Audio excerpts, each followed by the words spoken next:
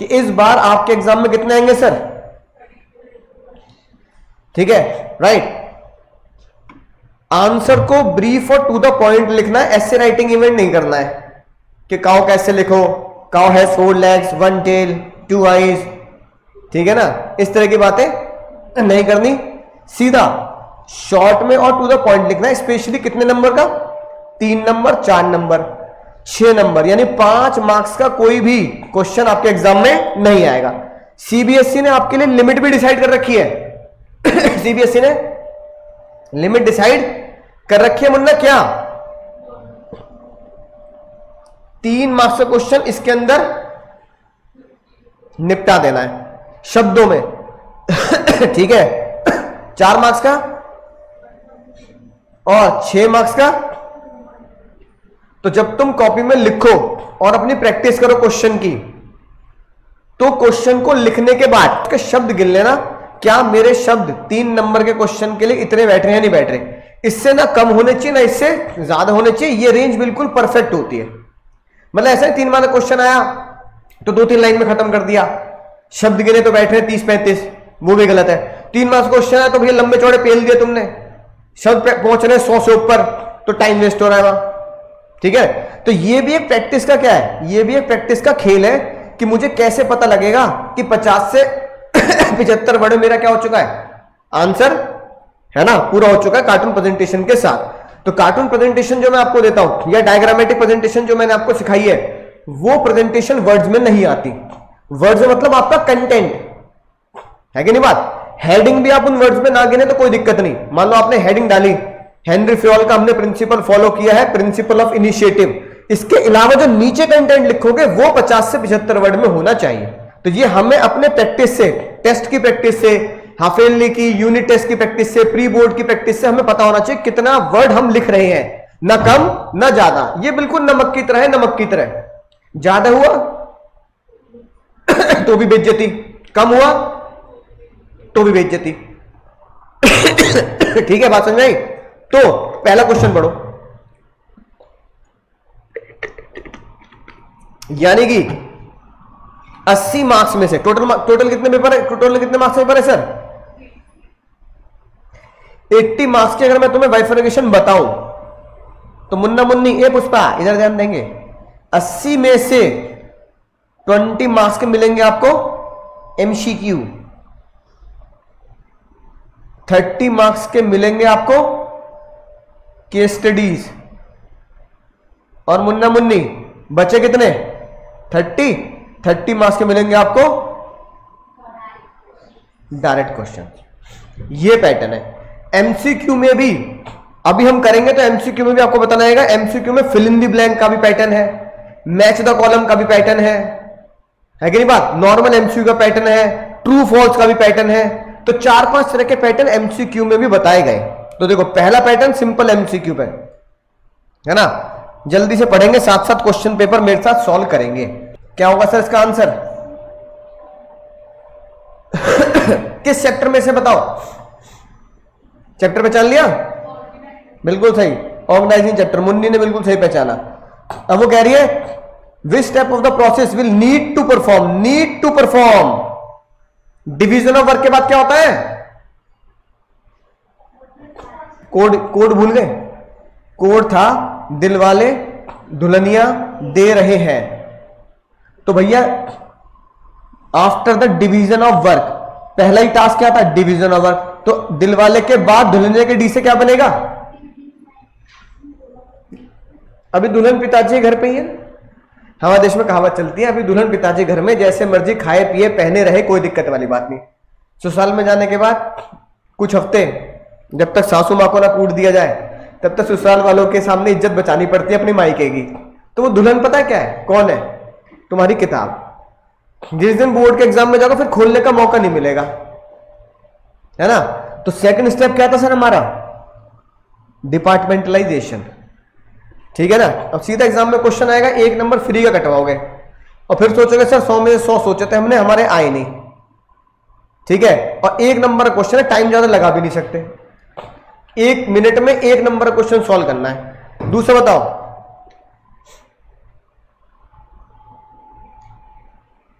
Business environment का character पहचानना है। चेंजेस होते हैं बहुत जल्दी, तो क्या होगा सर?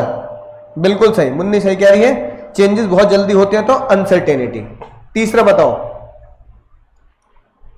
ये सारे क्वेश्चंस की प्रैक्टिस एमसीक्यू की बुकलेट तुम्हारे ग्रुप पे सेंड कर रखी है पहले भी। एमसीक्यू 2 बुकलेट सेंड करी है मैंने तुम्हें एमसीक्यू की ग्रुप पर, दोबारा रीसेंड कर लो ताकि प्रैक्टिस हो जाए। और प्रिंट आउट तुमने निकाला नहीं होगा तो कम से कम उससे पढ़ो। तीसरा बताओ,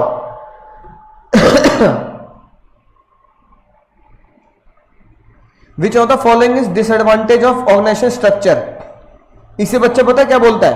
कहता है सर ये आउट ऑफ कोर्स क्वेश्चन आ गया। और मैंने तुम्हारे साथ बहुत सारी केस स्टडी कराई है जो अपनी बुक में मैंने दे रखी है, जिसे हम बोलते हैं आउट ऑफ कोर्स क्वेश्चन। ये अपने दिमाग से करने वाला है। ये वो क्वेश्चन है जो आपको 95 से 100 तक ले जाएगा। ऑर्गेनाइजेशन स्ट्रक्चर का क्या डिसएडवांटेज है सर? अगर ऑर्गेनाइजेशन स्ट्रक्चर बनाएंगे तो टॉप लेवल से नीचे वाला, नीचे से नीचे वाला ट्रेन होता है, टॉप लेवल वाले क्या नहीं हो पाते? Heads do not gate train for top management promote क्या पोजीशन। ठीक है, राइट। तो ये होगा सर डिसएडवांटेज ऑर्गेनाइजेशन स्ट्रक्चर का।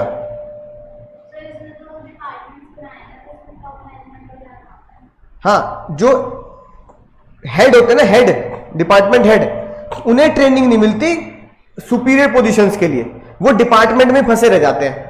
जैसे प्रोडक्शन वाला, जो प्रोडक्शन हेड होगा, प्रोडक्शन मैनेजर होगा, वो सीईओ के लिए ट्रेन नहीं होता, वो प्रोडक्शन ही जानता है। फाइनेंस वाला जो बंदा सीए है, वो फाइनेंस का हेड बन जाएगा, लेकिन वो कंपनी का सीईओ डायरेक्टर नहीं बन पाता, क्योंकि वो फाइनेंस की नॉलेज रखता है। और जो सीईओ डायरेक्टर होता है, वो उसके पास क्या नॉलेज होनी चाहिए? उसको फाइनेंस भी आना चाहिए, प्रोडक्शन भी आना चाहिए, मार्केटिंग भी आना चाहिए, एचआर भी आना चाहिए। उसको इनकी ट्रेनिंग दी जाती है कि अगली बार तुम क्या बनोगे सर। हाँ, ये डिसएडवांटेज है। चौथा बताओ, पिक्चर सब कुछ कहती है, और ये पिक्चर एनसीईआरटी की बुक की पिक्चर है। याद आ गई ना? क्लास में दिखाई भी है। कौन सा डायमेंशन है? बोलो। हाँ, कंप्यूटर पे काम कर रहे हैं सपना जी, तो टेक्नोलॉजी हो गई। और वुमेन एम्पावरमेंट भी तो हो रहा है कि लड़कियों को जॉब दो, तो ये एनसीईआरटी की बुक की पिक्चर सीधा चिपका दी। अगर बुक की पिक्चर यहां चिपकी हुई मिली है तो हो सकता है एग्जाम में भी एक पिक्चर का क्वेश्चन आ सकता है ना? राइट, ये मत सोचना प्रिंटर नहीं है सीबीएसई वालों के पास। ठीक है, पांचों बताओ, जल्दी जल्दी करने हमें।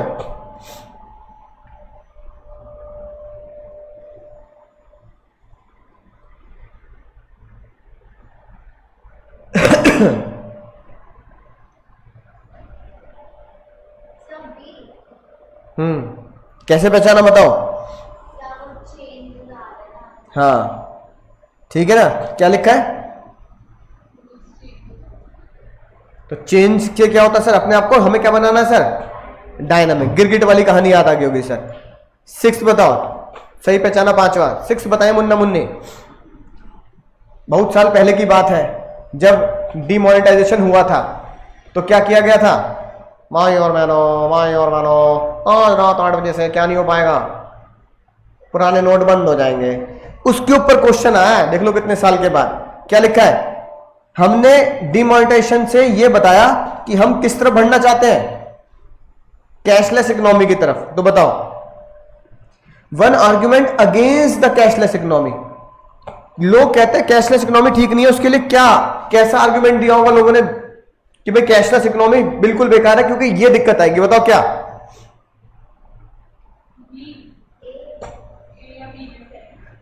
ए और बी में से क्या क्या ज्यादा बढ़िया लगता है? More people will introduce into the formal economy, तो अच्छी बात है। ज्यादा लोग इकोनॉमी में इंट्रोड्यूस होंगे यानी इकोनॉमी का फायदा होगा, तो दिक्कत क्या है? ये भाई ये तो अच्छी बात है, जितना ज्यादा लोग इकोनॉमी में आएंगे उतना देश का भला है। फाइनेंशियल सर्विस बढ़ेगी, ये भी बहुत अच्छी बात है, लोगों को जॉब मिलेगी। टैक्स इवेजन कम होगा, देश का भला होगा। भाई टैक्स की चोरी कम होगी। इवेजन मतलब क्या था सर? चोरी। इस बिल्कुल चैप्टर नंबर 3 में डिमोनेटाइजेशन में है ना, मैंने तुम्हें वो पिक्चर दिखाई थी, रेड, अजय देवगन वाली फोटो भी लग रही है अपनी बुक में। लोगों ने कहा भैया डिमोनेटाइजेशन इसलिए बेकार है, हर कोई इंटरनेट चलाना नहीं जानता। किसी को थोड़ी पता था 5 साल के बाद रिक्शे वाला चाय वाला भी इंटरनेट चला रहा होगा, तब लोगों ने बोला था, है ना, इंटरनेट का चार्ज, वाईफाई, स्मार्टफोन खरीद लेगा एक चाय वाला, तो चाय वाले के पास अपने फोन से अच्छा फोन है भैया, है कि नहीं बात, राइट। 7th बताओ जल्दी।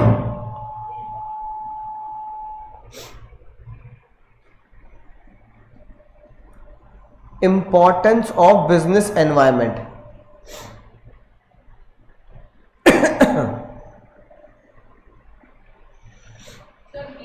नॉट हाईलाइटेड, नॉट हाईलाइटेड पूछ रहा है।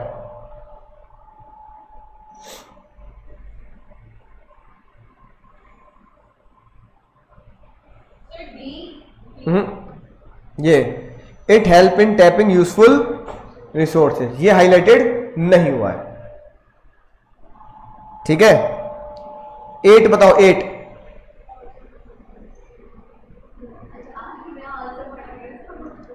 आलू a mobility platform. Which objectives of management will the firm not able to achieve carry out the process? Objectives of management पूछ रहा है, याद आ गई होगी बात, चैप्टर नंबर 1 से क्वेश्चन है।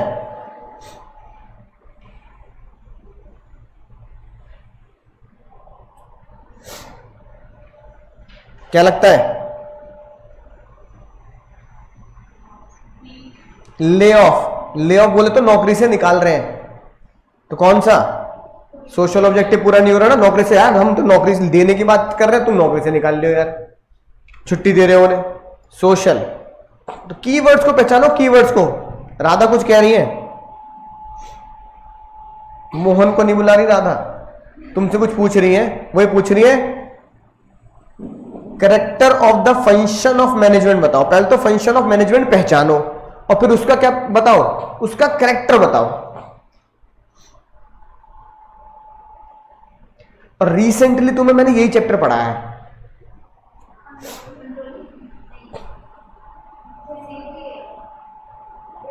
बताओ जल्दी।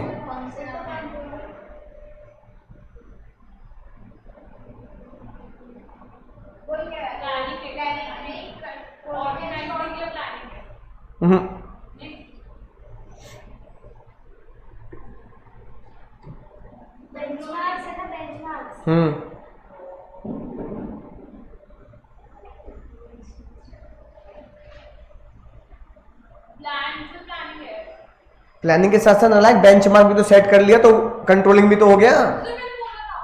प्लानिंग बोल रही है, तो कई बच्चे ये सोचते हैं, कई बच्चे ये सोचते हैं, और इसका तो कोई, ये तो कोई ऑप्शन ही नहीं है। तो both forward looking and backward looking, है ना। Controlling is both forward looking and controlling is also backward looking, ठीक है। बात समझ में आई। 10th बताओ।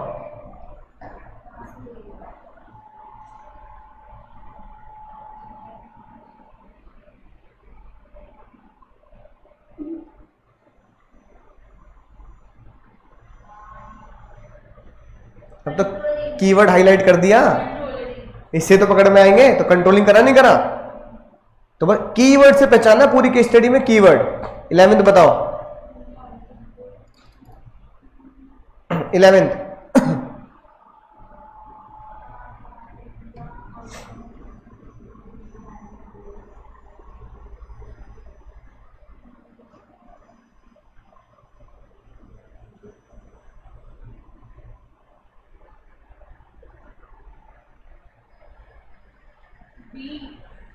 बताओ क्या होगा सर 11th का?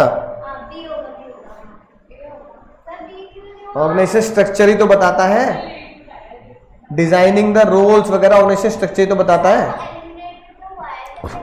है ना।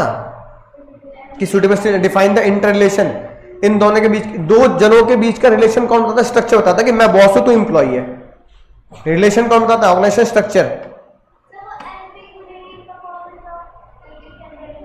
सो that ambiguity in the problem can be eliminated, यानी कि कोई भी दिक्कत क्या हो जाए एलिमिनेट की जाए, ठीक है ना। डेलीगेशन का मतलब रूटीन वर्क नीचे वाले को देना ताकि मेन काम पे फोकस किया जाए।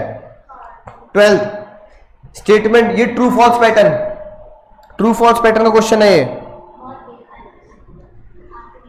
ट्रांसपोर्टेशन, बोर्ड में आएंगे, transportation help in creating the utility, हालांकि ये मार्केटिंग का क्वेश्चन है ना। Transportation help in creating time utility, warehousing help in creating place utility, नहीं ये फॉल्स है, पढ़ेंगे मार्केटिंग में, है ना, उल्टा लिखा है। Process of classification product into different group basis of important character known as standardisation, बताओ, ये भी गलत है। बोथ स्टेटमेंट आर फॉल्स, ठीक है। 13 मैच द कॉलम, ये तो पहचान लोगे क्योंकि चैप्टर मैंने तुम्हें करा रखा है, रिसेंटली कराया है ये चैप्टर। बताओ 13,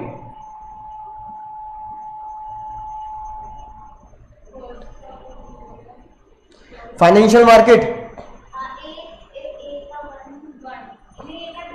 ए का 2, 1 कैसे हो जाएगा?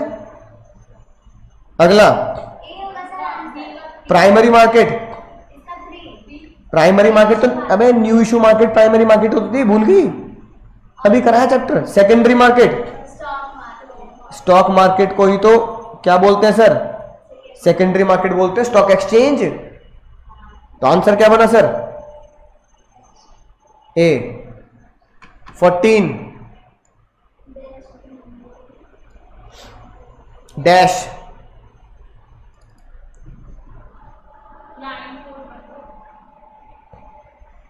Stock exchange is a printed on control contract note पे क्या दिया था सर? हाँ, यूनिक ऑर्डर कोड।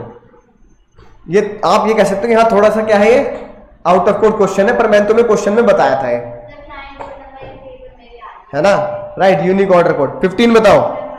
तो एक ये क्वेश्चन है जो बच्चों को क्या लगता है सर, पर ये हमने अपनी बुक के क्वेश्चन में करा था। 15 बताओ।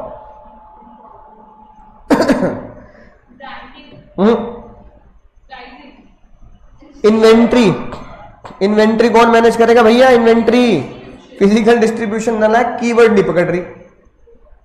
इन्वेंट्री मतलब स्टॉक कहां रखोगे? फिजिकल डिस्ट्रीब्यूशन में तो स्टॉक रखोगे, है कि नहीं बात?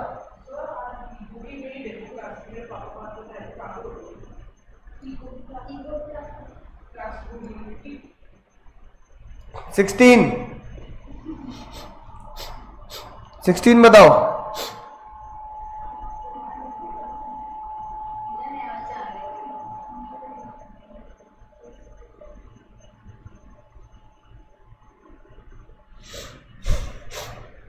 Which of the following is incorrect? Liquidity, stock exchange liquidity था, ये तो करेक्ट है। शेयर इलेक्ट्रॉनिक फॉर्म में होते हैं, डिमेटलाइजेशन, ये भी करेक्ट है। Secure SEBI perform regulatory function of controlling insider trading and impose penalty for such practice, बताओ।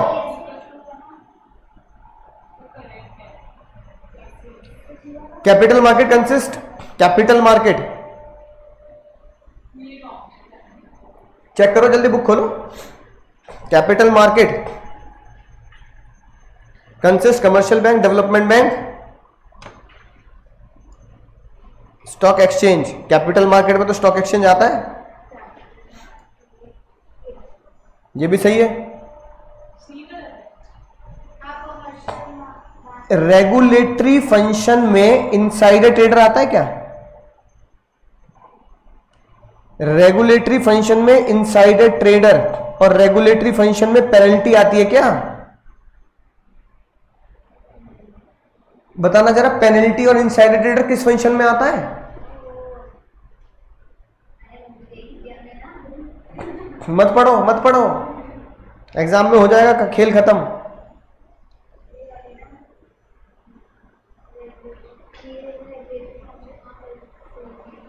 इनसाइडर ट्रेडर किस फंक्शन के अंदर है?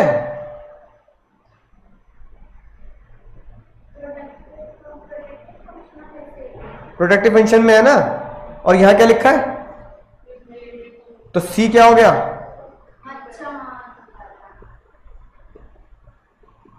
प्रोटेक्टिव की वाली बात रेगुलेटरी में लिख रखी है, तो सी गलत हुआ।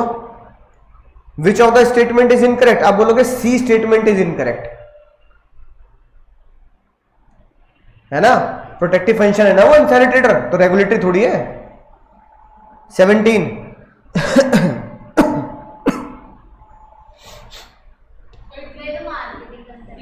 हाँ, सोसाइटिकल मार्केटिंग कॉन्सेप्ट स्कूल में भी पढ़ा होगा तो भी तुम्हें याद आ गई होगी बात, है ना।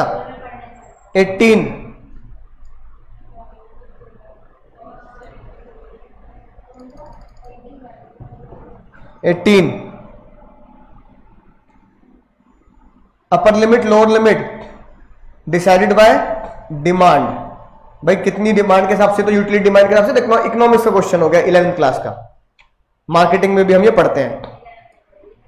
विच of the following statement about advertising is incorrect. Incorrect इसमें से कौन सी चीज इनकरेक्ट है? Advertisement personal form of communication,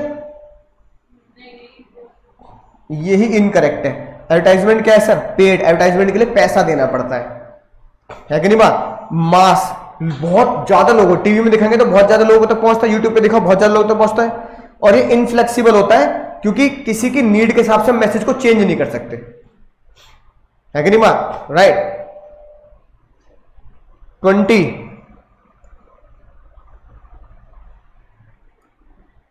step arrange करने हैं भगवान के लिए, इसे अरेंज कर देना।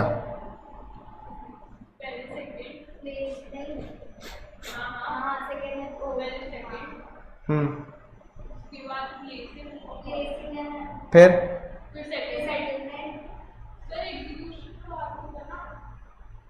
एग्जीक्यूट के बाद ही तो सेटल करेगी मुन्नी। इसका कोड था सोप सेट, ठीक है ना, राइट, जो हम पढ़ चुके हैं। तो ये 20 आपके एमसीक्यू हो गए जिसमें ऑर्डर भी लगाना है, फिल इन द ब्लैंक भी है, ट्रू फॉल्स भी है ना, और नॉर्मल केस स्टडी एमसीक्यू भी है। सारी वैरायटी आपको पता लगेगी। 3 नंबर क्वेश्चन, क्वेश्चन नंबर 21 ही एग्जाम में मिलेगी आपको, केस स्टडी। पहचानो जल्दी अब।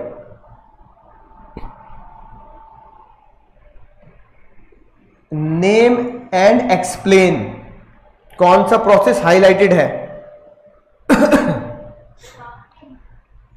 ना, तो होश में पढ़े नहीं रहे। Inherent to all function of management, जितने भी फंक्शन है उन सभी में ये कॉन्सेप्ट लगता ही है।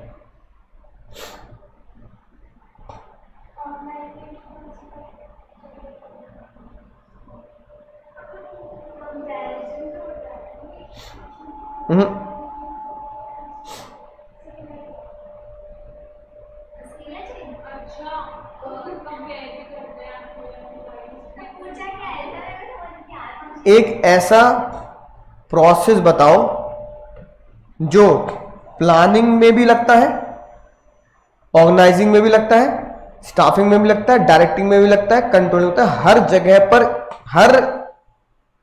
हर फंक्शन ऑफ मैनेजमेंट में वो प्रोसेस लगता है।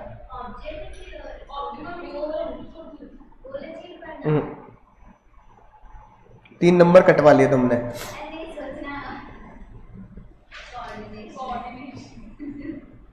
ठीक है ना, कंट्रोलिंग में ना, राइट। तो इस क्वेश्चन को याद रखेंगे। ये ऐसा क्वेश्चन था जो कोऑर्डिनेशन का होते हुए भी कोऑर्डिनेशन का कोई कीवर्ड इसमें नहीं है। सिंक्रोनाइज द एक्टिविटी, है कि नहीं बात, राइट, और जोड़ना, ये सारी चीजें, बाइंडिंग ऑल द फंक्शंस। जो इसका कीवर्ड मैंने तुम्हें लिखवाया है, इसका कीवर्ड पता क्या था? Synchronise the all the activity, it is binding force. दिक्कत पता क्या है, तुम्हें अभी तक कीवर्ड ही याद नहीं है हर चैप्टर के, हाफ ईयरली दे दी जब भी, बाइंडिंग फोर्स, ये कीवर्ड लिखवा हाईलाइट करके। और ये एमसीक्यू के साथ साथ मैंने तुम्हें ऐसी केस स्टडी भी करवाई है। तो binding force of all functions, यही तो कह रहा हूं भी। बस यहां पे क्या लिख दिया कि एक ऐसा चीज है जो इम्प्लिसिट और इनहेरिटेड मतलब जो लोगों को बाइंड करता है सारे फंक्शंस को, सिनोनिम है। यानी कि इस कीवर्ड से क्वेश्चन सॉल्व। बाइंडिंग फोर्स क्या है? सब फंक्शन को जो बांध दे वो बाइंडिंग फोर्स क्या है? इसलिए कोऑर्डिनेशन है। और बाइंडिंग फोर्स के लिए क्या लिख दिया? Implicit and inherent. और ये कीवर्ड लिखवाया मैंने, इम्प्लिसिट और इनहेरेंट फंक्शन, और सबको बांध रहा है वो। लिख कह रहा है इम्प्लिसिट है, इनहेरेंट है, ऑल फंक्शंस। तो binding force of all functions ही तो हो गया। कोऑर्डिनेशन लिखना है, उसकी डेफिनेशन एक्सप्लेन करनी है, मुंबई डब्बा वाला का एग्जांपल लिखना है, पूरे नंबर मिलेंगे।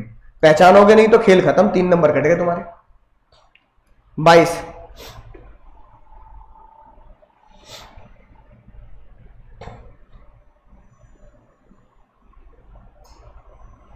3 जस्टिफिकेशन।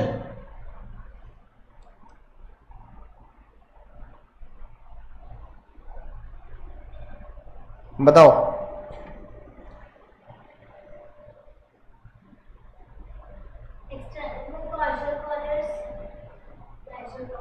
तो कौन सा वो है? हाँ, कैसे पहचाना? एक्सटर्नल सोर्स ऑफ रिक्रूटमेंट है।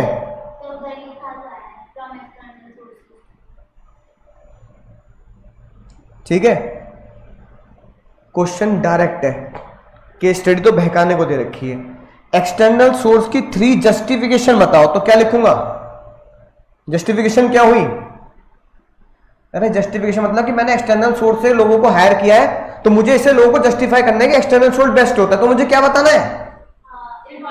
इंपॉर्टेंस नहीं, मेरिट्स। एक्सटर्नल सोर्स की मेरिट्स है, इंपॉर्टेंस का है। तो एक्सटर्नल सोर्स की क्या बतानी है सर? 3 मेरिट्स लिख दो कोई भी।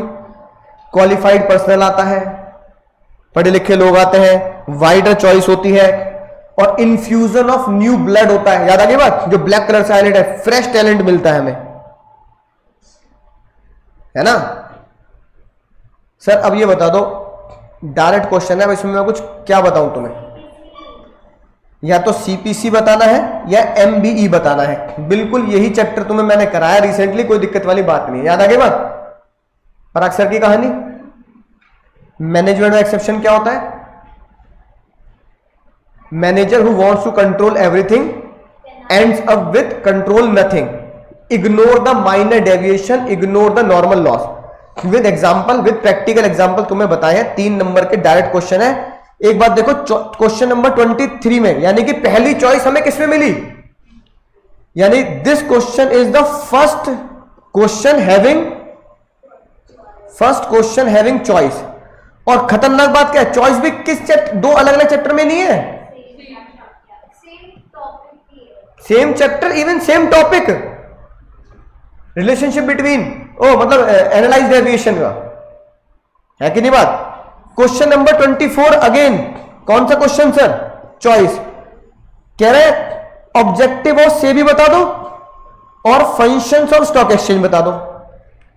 इस बार फिर से क्या है सर? चैप्टर क्या है सर हमारे? सेम है। सेबी के ऑब्जेक्टिव तुम जानते ही हो, रेगुलेट स्टॉक एक्सचेंज। याद आ गई बात? इस तरह के, और हाँ ठीक है, प्रोटेक्ट, वो एफएम पर सेबी या इस तरह के मैंने तुम्हें कोड लिखवाया था। क्या था कोड? चेक बताना जरा। ऑब्जेक्टिव ऑफ स्टॉक एक्सचेंज के कॉपी में लिख रखा होगा। और फंक्शन ऑफ स्टॉक एक्सचेंज भी क्या था? Provide liquidity, safety. इसका कोड लिखवाया था एफएम पर सेबी। और स्टॉक एक्सचेंज के फंक्शन का क्या कोड लिखवाया था? ये ऑब्जेक्टिव है, फंक्शन है। ऑब्जेक्टिव का कोड था एफएम पर सेबी, फंक्शन का क्या कोड लिखवाया? स्टॉक एक्सचेंज से प्यारे जेम्स, तो स्टॉक एक्सचेंज से प्यारे जेम्स। डायरेक्ट क्वेश्चन, इधर ध्यान दो, डायरेक्ट क्वेश्चन है। तुम्हें कोड याद होना चाहिए, हेडिंग याद होनी चाहिए, सीपी बनाना आना चाहिए। एक सीपी बना देंगे, खेल खत्म। 25 पढ़ो। एक और डायरेक्ट क्वेश्चन,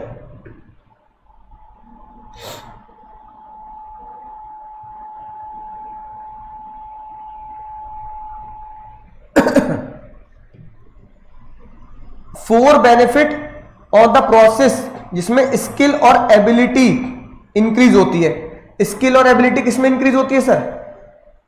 एम्प्लॉय की।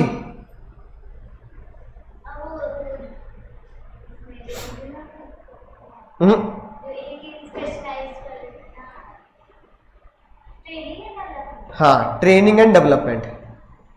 तो ट्रेनिंग एंड डेवलपमेंट, यानी कि डायरेक्ट क्वेश्चन होते हुए भी क्या है सर? इनडायरेक्ट। 25 में भी क्या है सर आपके पास? चॉइस। ठीक है, अगला क्या कह रहा है सर? 3 तरह के बताओ जिससे हम चूज करते हैं बेस्ट पर्सन। 4 नंबर का क्वेश्चन है, हिंट देता हूं, सेम चैप्टर है। चूज द बेस्ट, मैं किस तरीके से बेस्ट पर्सन को चूज करता हूं, उसके 3 तरह के टाइप बताओ।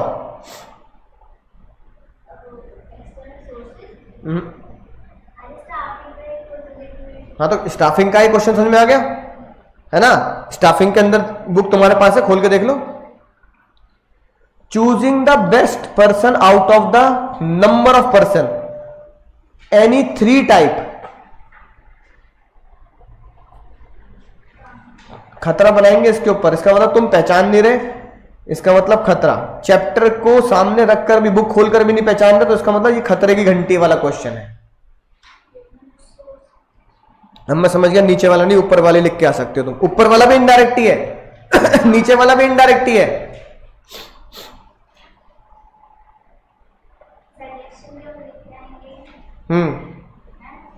बेस्ट पर्सन को चूज करने के लिए, चूज का मतलब क्या होता है? सेलेक्ट करने के लिए। हाँ, 3 टाइप बताने हैं। नलायकों, प्रोसेस ऑफ सिलेक्शन में से सबसे पहला पॉइंट क्या है? दूसरा पॉइंट क्या है? ये वही तो पूछ रहा है। सिलेक्शन करने के लिए मुझे 3 तरह के तरीके बताओ जिससे मैं, इसका कोड था पिटाई में से कोई भी 3-4 लिख के आने।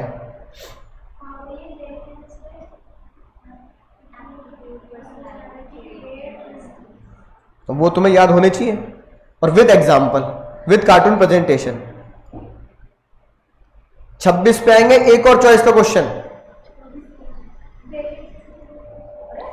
याद आ गई बात? 4 बैरियर्स है ना? एनकोडिंग और डिकोडिंग। एनकोडिंग डिकोडिंग में कौन सा बैरियर आता है सर?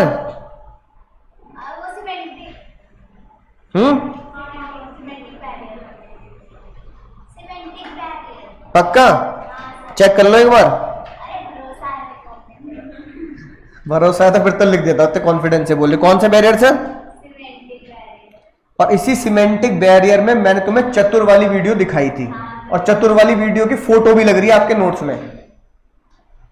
यानी मुझे सिमेंटिक बैरियर 4 नंबर में एक्सप्लेन करके आने हैं। ठीक है भैया? तो 4 तरह के जो बैरियर होते हैं विद एग्जांपल वो लिख के आने हैं हमें। स्टेट द बैरियर, यानी चॉइस भी आई 4 नंबर में, same chapter. State the barrier communication which relate to the authority rules and regulation of the company. इससे टुच्चा क्वेश्चन क्या होगा सर? कौन सा बैरियर सर? ऑर्गेनाइजेशनल। टुच्ची बात। 27 बोलना, 27।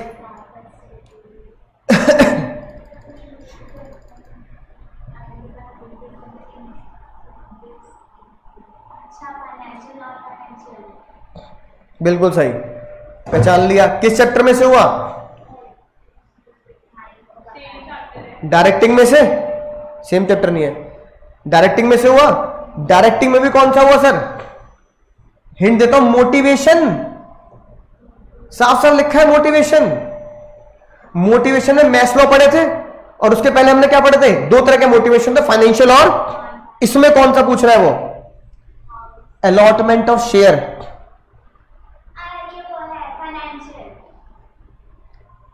फाइनेंशियल है।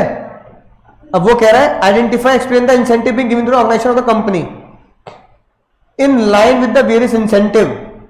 Identify and briefly explain the incentive being given by organisation to the employ. हाँ, फ्रिंज बेनिफिट क्या होते हैं सर? परक्विजिट्स। बहुत डिटेल में समझाया था परक्विजिट्स और अलाउंस में डिफरेंस है कि नहीं बात? तो परक्विजिट्स होते हैं फ्रिंज बेनिफिट, जैसे कि घर दे दिया, मेडिकल दे दिया, अलॉटमेंट ऑफ शेयर यानी कि अपने प्रॉफिट में से हिस्सा दे देना, ईसोप इक्विटी शेयर बांट देना, तो क्या क्या लिखेंगे sir? Incentive being given by the organisation to employ are, briefly explain the incentive being given by organisation to the employees. ठीक है, एक और चीज, have been taken for the improvement motivation level of the employ through greater variety of work. ये कौन सा हुआ sir? हाँ, ये कौन सा हुआ sir? Non financial. Greater variety of work याद आ गया? एग्जांपल दे तो मैंने मिशन मंगल दिखाई थी, है कि नहीं बात? Stability of the future, future में तुम स्टेबल हो, ये कौन सा हुआ सर? Non financial. इसे पता क्या बोलते हैं? Job security. खोल लो कोई बात नहीं, मोटिवेशन वाला पेज खोल लो। हाउसिंग, मेडिकल, ये क्या हो गया sir? Financial. Allotment of share क्या हो गया सर? 4 नंबर में मुझे पता लगा कि 1 और 2 तो है नॉन फाइनेंशियल, 2 क्या है? फाइनेंशियल। अब इन 2 को इन लाइन से मुझे पहचानना है सबसे पहले, है ना? इन लाइन से मैं कैसे पहचानूंगा? तो मैं लिख के आऊंगा, कुछ ऐसे टेबल बनाऊंगा। Incentive is given by the employ, given to the employ by the company in the present case is financial and non financial. ठीक है, पहला फाइनेंशियल बोलो कौन सा हुआ सर? ऊपर देख के बताओ। हाउसिंग, मेडिकल, परक्विजिट्स, बिल्कुल डिटेल में लिखवाया, हैंड रिटन नोट से तुम्हें लिखवाया था। दूसरा क्या हुआ सर? बिल्कुल सही मुन्ने, बिल्कुल सही, को पार्टनरशिप, जिसे आप बोलते हैं स्टॉक ऑप्शन। बहुत बढ़िया बात पहचानी। नॉन फाइनेंशियल बताओ। हम तुम्हें फ्यूचर सिक्योर करते हैं, फ्यूचर सिक्योर क्या है सर? Job security. और चैलेंजिंग जॉब और वो सब मिल रहा है, वो क्या है सर? Job enrichment. तो भैया ये लिख के आएंगे, सीपी बना के आएंगे, खेल खत्म करेंगे। ग्रेटर वैरायटी ऑफ वर्क को बोला जाता है जॉब एनरिचमेंट। समझ में आई ना बात? तो एक क्वेश्चन में फाइनेंशियल, नॉन फाइनेंशियल दोनों इंसेंटिव पूछ लिए, और दोनों के मैंने तुम्हें क्या बता दिए? कीवर्ड्स। 28 बताओ।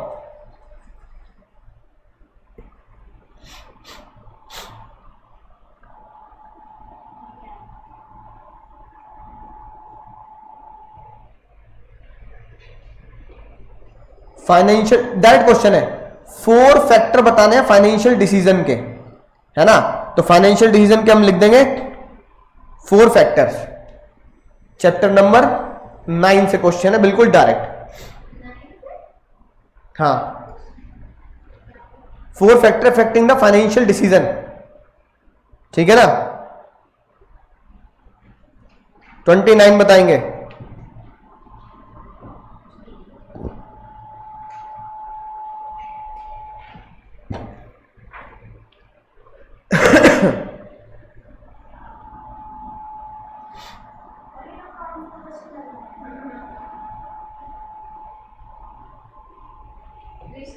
हाँ, ये जो क्वेश्चन है वो है भैया फिर से चैप्टर नंबर 9 से, हमारा एक कॉन्सेप्ट जिसे मैं नाम देता हूं जादू।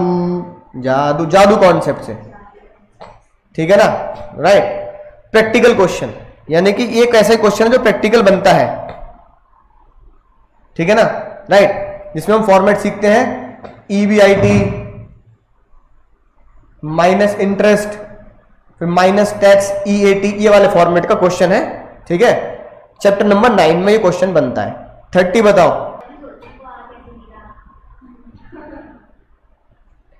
तुम्हारा favourite chapter?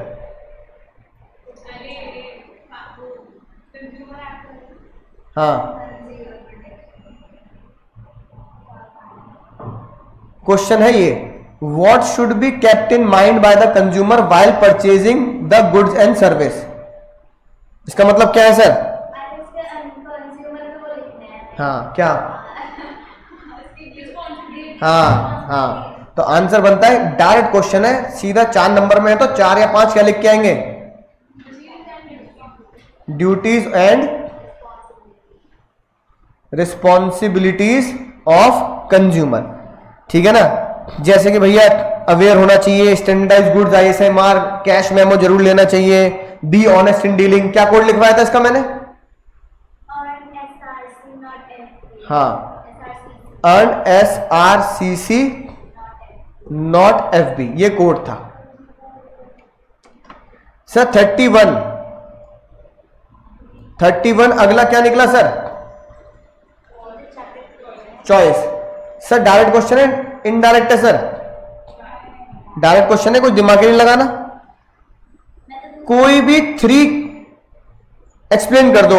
Method study, functional foreman याद आ गया वो डायग्राम, इसे कर देना, इसे जरूर करेंगे क्योंकि इसमें हम क्या बना सकते हैं? डायग्राम बना सकते हैं। 8 तो प्रेजेंटेशन बढ़िया होती है।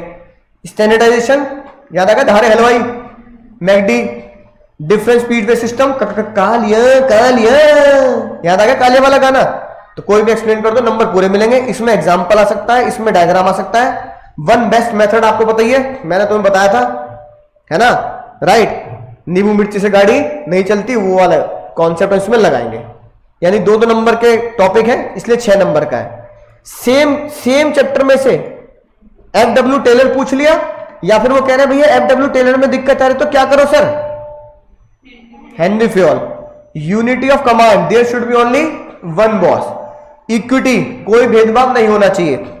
रेम्यूनरेशन, फेयर रेम्यूनरेशन, ऑर्गेनाइजेशन और एम्प्लॉय दोनों के लिए ठीक। और principle of initiative, Gabbar is back, मैंने गब्बर को ढूंढ लिया। मैं अगर एग्जाम में क्वेश्चन में आएगा तो मैं ये लिखूंगा। मैं अगर खुद पर्सनली बताऊं तो मुझे ये भी आता है, ये भी आता है, तुम्हें भी ये क्वेश्चन आते हैं, ये भी आते हैं, लेकिन बेस्ट क्या रहेगा? टेक्निक लिखना, क्योंकि टेक्निक में हमारे पास एग्जाम्पल है रियल लाइफ। स्टैंडर्डाइजेशन में मैंने तुम्हें एग्जाम्पल बताया था, बीकानेर वाला भटूरे तलते हुए, फोटो भी दिखाई थी तुम्हें, है कि नहीं बात?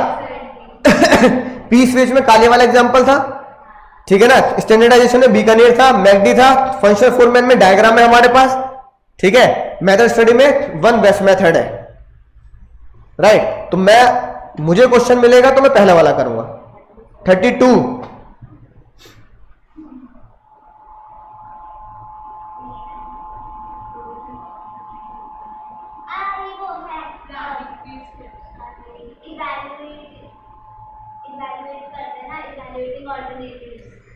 पहले चैप्टर पहचान गए? चलो मुन्ना मुन्नी चैप्टर सही पहचाने। प्लान वाले चैप्टर में से है, chapter number 4। Pros and cons, name and brief and explain the logical steps planning are followed by the management before performing the step highlighted above statement। इससे ये जो स्टेटमेंट है ना, प्रोज एंड कॉन, इससे पहले के स्टेप बताने हैं तुम्हें। पहला नहीं बताओगी? इससे पहले के बताओ सारे स्टेप, ये तो लिखे हैं। हाँ, Steve O Brian dies in Fast and Furious action. तो स्टीव ओ से क्या बनेगा? तो पहला स्टेप होगा सेटिंग द ऑब्जेक्टिव। डी से, हाँ डी से क्या बनेगा सर? हाँ, डेवलप द प्रीमाइसेस। तो 6 नंबर का क्वेश्चन भैया लंबा चौड़ा लिख के आना विद प्रेजेंटेशन। अगला क्या बनेगा सर? ई से क्या बनता है? इवेल्युएटिंग ही तो हो रहा है, पॉजिटिव और नेगेटिव ढूंढना। अब सोचो 6 नंबर में है तो 2 मार्क्स इससे हैं, 2 मार्क्स इससे हैं और 2 नंबर इसके हैं, और पूरे 200 वर्ड में आंसर लिखना है मुझे। तो भैया लंबा चौड़ा लिख के आना पड़ेगा तुम्हें आंसर, 1-1.5 पेज का विद प्रेजेंटेशन। दूसरा बताओ, पूरी ज्यादा same. Briefly explain the next, ये इसमें क्या पूछा? पहले वाले में क्या पूछा था? पहले के स्टेप बताओ। इसमें क्या पूछ रहा है? अगले के बताओ। तो एग्जाम में लोचा मत कर देना। बताओ रे मुन्ना मुन्नी, बताओ। प्रोसेस ऑफ प्लानिंग, हाँ क्या लिखोगे? हाँ, इस डाइज में से इवेल्युएट तो ये हो गया, तो एस से क्या बनेगा?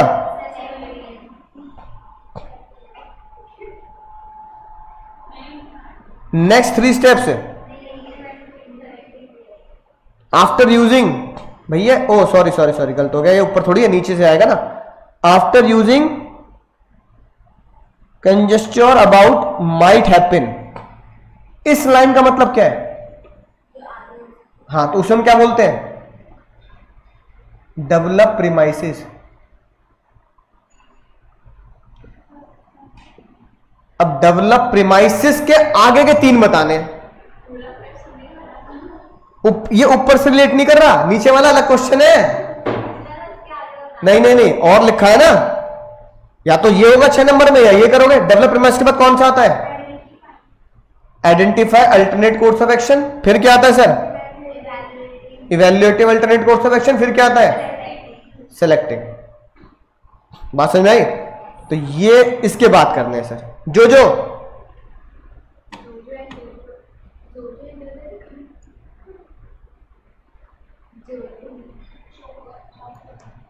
क्वेश्चन पढ़ लो। By quoting the line above बहुत दिनों बाद आया है ना।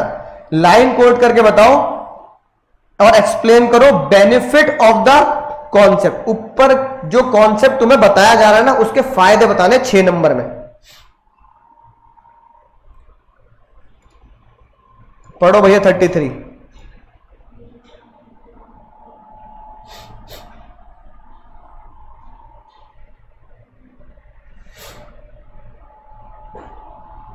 लाइन कोड करके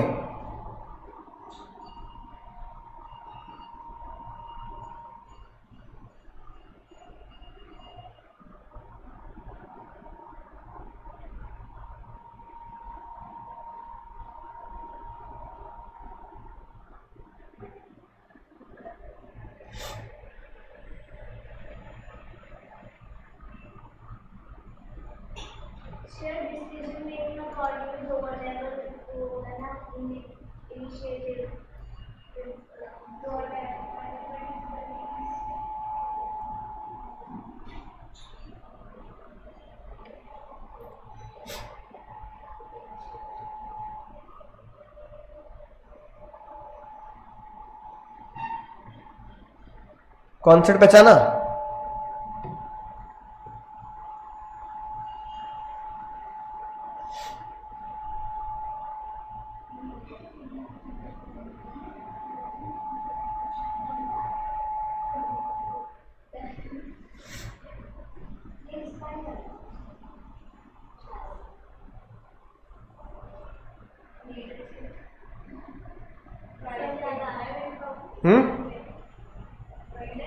नहीं, पहले कॉन्सेप्ट पहचान लो, उसके बाद जो समझ में आएगी बात।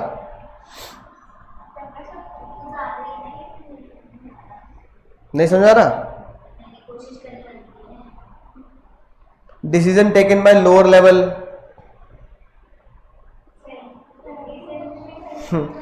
और अगर हम डिसीजन लोअर लेवल को देते हैं, at least her level department can be accountable होगा। तो क्या हुआ सर? ये वो तो उसका पार्ट है। नीचे लोअर लेवल तक अगर जा रहे हैं तो डेलीगेशन थोड़ी, डेलीगेशन तो जस्ट नीचे वाला लेवल होता है। लोअर लेवल तक कौन जाता है? डिसेंट्रलाइजेशन। तो कॉन्सेप्ट है ये डिसेंट्रलाइजेशन का। अब डिसेंट्रलाइजेशन की इंपॉर्टेंस बतानी है। अब डिसेंट्रलाइजेशन के जो बेनिफिट्स हैं वही इंपॉर्टेंस है, सेंट्रलाइजेशन नहीं है। क्या है? डिसेंट्रलाइजेशन है। ठीक है, अब आपको बताना है लाइन कोट करके, है ना, कि कौन सी इंपॉर्टेंस झलकती है। डिसेंट्रलाइजेशन में।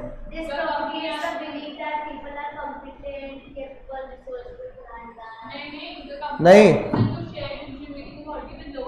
हाँ, company choose with more than, ये company choose to share decision making authority with lower level. इससे क्या पता लगता है ना, कि ये कॉन्सेप्ट किसका है सर? इस लाइन से पता लगेगा दिस इज डिसेंट्रलाइजेशन। फिर लिखा है ऐसा करने से response does not take time. इसका मतलब क्या होगा सर? इंपॉर्टेंस में क्या लिखूंगा? बताओ कौन सा इंपॉर्टेंस? इंपॉर्टेंस खोल लो ना भाई, डिसेंट्रलाइजेशन की खोलनी तो पड़ेगी जब तुम्हें याद ही नहीं आ रहा।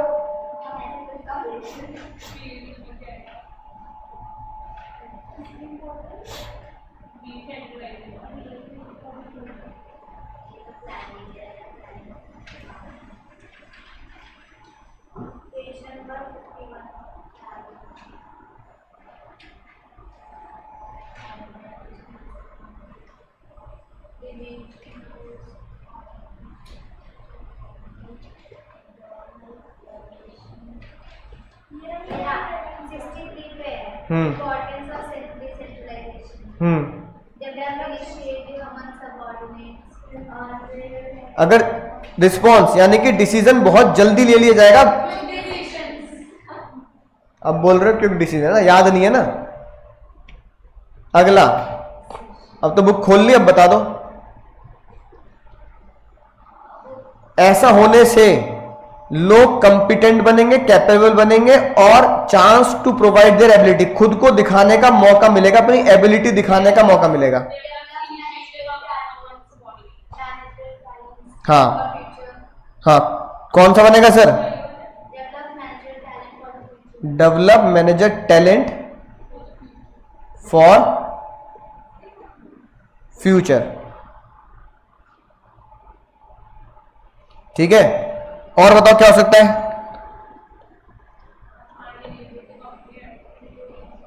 ठीक है, हाँ, company identify those executive who have necessary potential to become dynamic leader so that checking required decision is lower level is least. हाँ, रिलीव टू टॉप मैनेजमेंट हो जाएगा। और इसे क्या लिख सकते हो सर? डेवलप इनिशिएटिव अमंग सबऑर्डिनेट,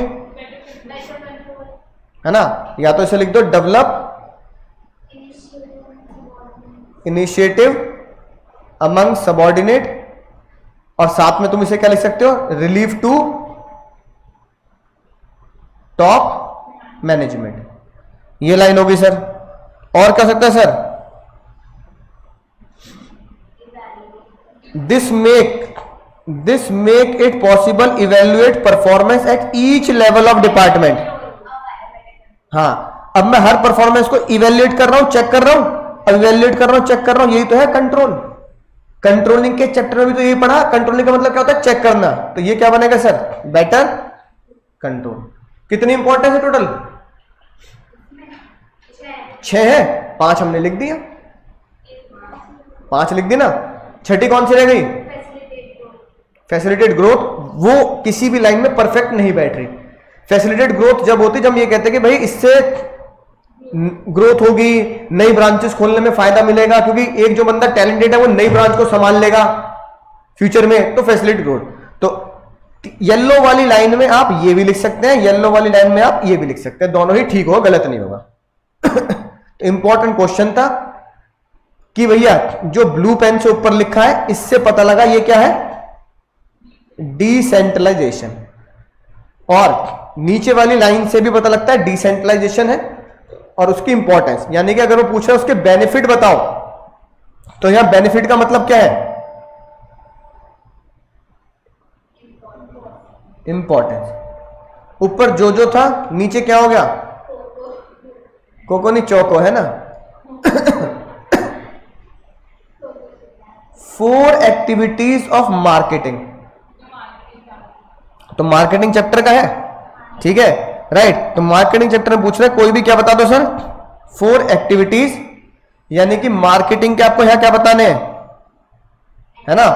यहां एक्टिविटी का मतलब है मार्केटिंग के कोई भी 4 फंक्शन बताने हैं, ठीक है ना।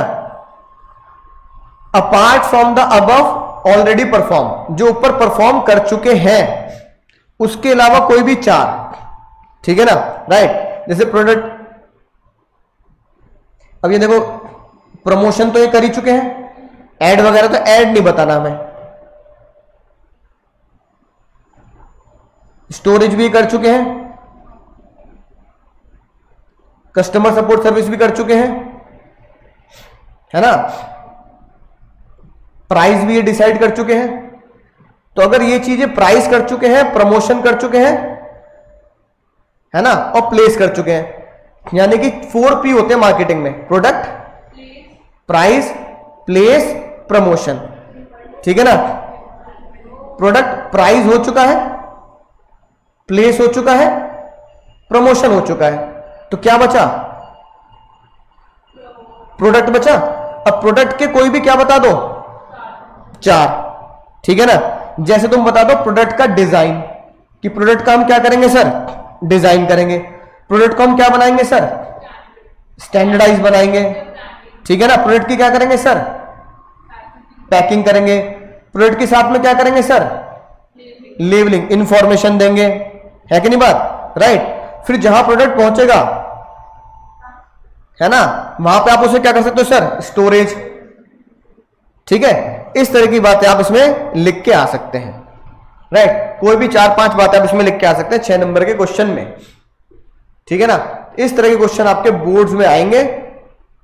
बात समझ में आ गई। टोटल 34 क्वेश्चन हो गए, जिसमें से अगर आप एनालिसिस करोगे 32 चॉइस, 31 चॉइस, 26, 25, 24, 23, यानी कि 6, कितने क्वेश्चन में चॉइसेस हैं,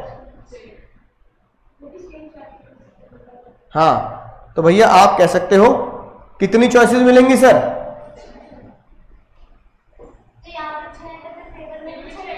हाँ 6 चॉइस मिलेंगी। 6 क्वेश्चन के अंदर इंटरनल चॉइस मिलेंगी, वो भी किससे सर, सेम चैप्टर से। तो सीबीएसई ने अगर ये लॉन्च किया है तो हम उम्मीद करते हैं कि सेम पैटर्न पर क्वेश्चन आएगा, सेम 6 चॉइसेस के क्वेश्चन आपको मिलेंगे। टोटल एग्जाम में 34 क्वेश्चन मिलेंगे, 20 एमसीक्यू मिलेंगे। उम्मीद है अब आपको बिल्कुल डिटेल में बात समझ में आ चुकी है कि मेरा पेपर बोर्ड में कैसा होने वाला है। बोलो समझ गए सर, मजा आ गया सर।